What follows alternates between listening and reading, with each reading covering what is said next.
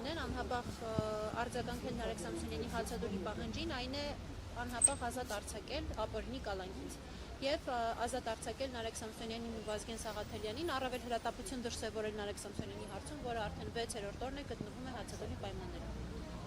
Այս դեսպանությունը ինչ կարող է անել, ինչ է լիազորությունների շրջանակում կարող է ստացել։ Մենք բոլոր դեսպանատների ընտրության հարցում դրսևորել ենք մեկ սկզբում, որ բոլոր այս կառույցները Հայաստանում տարիներ շարունակ ներդրումներ են կատարել Հայաստանում խոսքի ազատության պաշտպանության, ժողովրդավարական արժեքների պաշտպանության համար։ Եվ այսօր մենք գործ ունենք խոսքի ազատության տոտալ բռնաբարության հետ։ Մարդիկ կալանավորված են, նրանց սպառնում է 5 ամսվա կալանք, ել չեմ ասում հետագա հնարավոր հետևանքների մասին։ Միայն ազգային ժողովի խոսնակի վիրավորանքներին իրենց քաղաքական քննադատական բնույթի ոդքասթի ընթացքում արձագանքելու համար, որի ընթացքում հնչեցվել է Նարեկ Սամսոնյանի կողմից ընդհանրապես հետույք բառը։ Սա ժողովրդավարության մասին չի խոսում, ոչ էլ խոսքի ազատության պաշտպանության։ Եվ մենք հարցադրումներ ունենք եւ պահանջներ ունենք այս կառույցներին։ Արդյոք սա իրենց համար նորմալ է։ Արդյոք նորմալ է, որ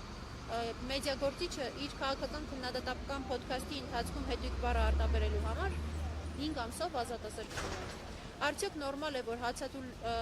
որպես վերջին միջոց ընտրված գործիքը հացադուլին 6 օր շարունակ որևէ կառույց չի արձագանքում։ Մենք կարող ենք գործ ունենալ մարդու կյանքի եւ առողջության անդառնալի հետևանքների հետ։ Հետևաբար մեր խնդիրն է, արդեն ուղարկված են իրենց էլեկտրոնային նամակները։ Մեր խնդիրն է արձերն եւս հանձնել, հրապարակայնորեն արձանագրել հանձնման փաստը, որ հետագայում չասեն, որ մենք տեղյակ չենք եղել, որովհետեւ Նարեկ Սամսոնյանի կյանքին եւ առողջությանը սպառնացող վտանգը նաեւ ոչ միայն իշխանությունների, ոչ միայն դատական իշխանության խնդիրն է, այլ նաեւ բոլոր այն կառույցների, ովքեր որ քաղաքական գնահատական չեն տալիս եւ լռում են այս հարցում։